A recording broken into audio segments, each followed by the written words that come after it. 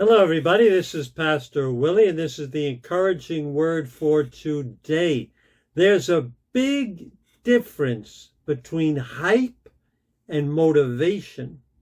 It's a big difference between emotional excitement and motivation. Motivation is deeper and lasting. Hype and emotional excitement are temporary and based only on circumstances and feelings. David found true motivation in his life that enabled him to persist in all circumstances, to persist when the feelings were not there, to persist when the circumstances looked bad. How did he have such true motivation? And if he can have it, can we also have it? So today we're going to turn to an unusual part of the Bible for the answer.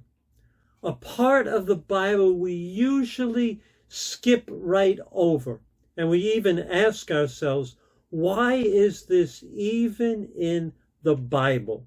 We're going to turn to one of the Bible genealogies. A genealogy is a list of names that tells you who the ancestors of one of the Bible characters is. So we're going to look at the Bible genealogy that's found in Matthew, the beginning of Matthew, chapter 1, verse 5 and 6. Let's give it a listen.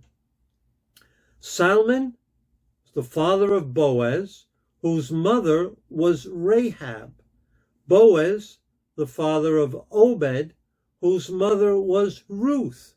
Obed, the father of Jesse, and Jesse, the father of King David. I know a little bit about the people in that background there.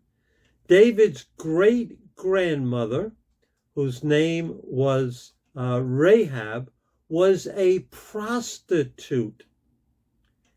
David's grandmother was a foreigner, Ruth, and she was in a mixed marriage, and it was her second marriage because her first husband had died.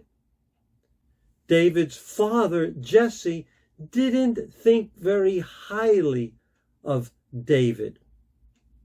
And David himself had a son who was the product of David's adultery with Bathsheba. That's some crazy genealogy. It's not a pretty genealogy. And maybe you or I come from a genealogy that's just as bad or even worse.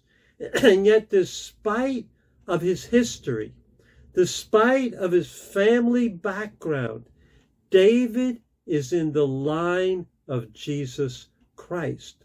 Despite his big mistake in committing adultery, which led to the birth of Solomon, David and his son Solomon are in the line of Jesus Christ. They're part of God's family. They're children of God. They're part of God's plan throughout history. This is what gives true motivation. Knowing that you are God's child. And let me tell you, if you are a follower of Jesus, you are God's child. You've been adopted as his child. Doesn't matter what your family background is. Doesn't matter where you come from. Doesn't matter how you have messed up in your life. If you turn your life and follow Jesus, you are God's child. You're his child. You're part of his family. You're part of God's plan throughout history. And knowing that gives you a deep, lasting motivation that will go through every circumstance of life. Now, you may not be the king. That may not be your position in the plan, but you have a position just as important in God's eyes as King David.